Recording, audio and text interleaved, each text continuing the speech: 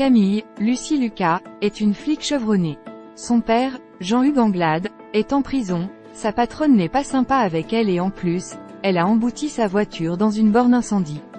Heureusement, pour faire face à ces petites et grandes contrariétés, elle peut compter sur le soutien sans faille de sa collègue et amie, Léa, Tamara Marthe plus connue sous le nom de Chaim, et sur les paysages cannois dont elle n'a de cesse d'admirer les beautés lors de ses footings quotidiens.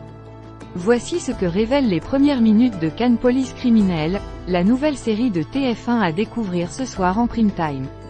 Un cocktail sucré d'intrigues policières et de thriller, matinée d'humour à l'anglaise. Du moins sur le papier. Au moment de sa présentation au festival Cannes Série, elle s'intitulait Cannes Confidential. Mais en choisissant finalement pour titre Cannes Police Criminelle, TF1 semble vouloir adresser un clin d'œil en forme d'hommage à New York, unité spéciale, lancée en 2001, et plus largement à l'ensemble de la franchise créée par Dick Wolf décortiquant les liens entre la police et la justice de New York, police judiciaire, New York, unité spéciale, New York, section criminelle, New York, cour de justice, New York, crime organisé. La newsletter Pop.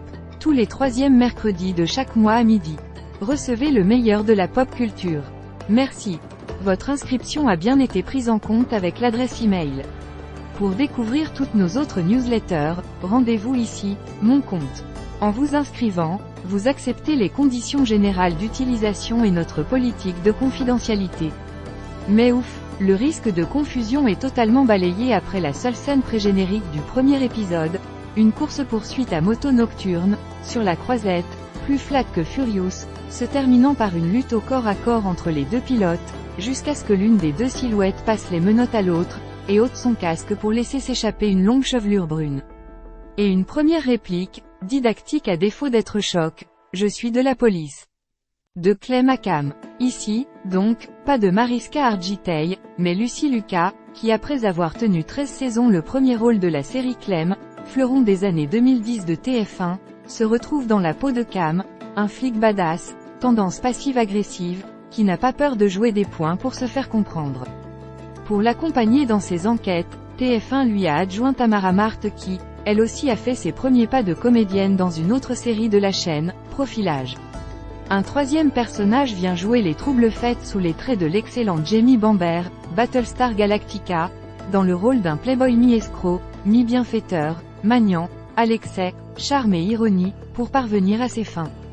Cannes Police Criminelle pourrait se regarder comme on feuillette un dépliant touristique chargé de mettre en valeur les beautés de la station balnéaire. Et se présente aux téléspectateurs comme un petit produit pop acidulé où le vert canard des intérieurs vient jurer avec le jaune soleil des chemisiers et le bleu lagon de la délicieuse décapotable conduite par l'héroïne. Un patchwork de couleurs qui semble concourir au projet, ambitieux, de transformer, le temps de 6 épisodes, Cannes et ses alentours, en une sorte de Floride française. Résultat, cette série flambant neuve laisse un arrière-goût de déjà-vu. Un peu comme une version 2023 des Dessous de Palm Beach, ersatz sans prétention du début des années 1990, qui suivait les aventures de deux enquêteurs a priori incompatibles Chris Lorenzo, Rob Est, Regard bleu de Bellâtre, et Rita Lee, Mitzi Capture. Un sou de flic à Miami qui vous collait des envies de plage de sable fin et de veste à épaulettes rose épargne. Cannes Police Criminelle nous resserre donc les mêmes ingrédients à la sauce croisette. Une poignée de voitures de luxe, une louche d'hommes d'affaires véreux et de femmes vénales, le tout agrémenté d'une rasade de meurtres grand guignolesques et d'une pincée de secrets de familles éventées. Pourtant, à l'origine, la série avait été présentée à la presse comme une adaptation française de la cultissime Amicalement Vôtre.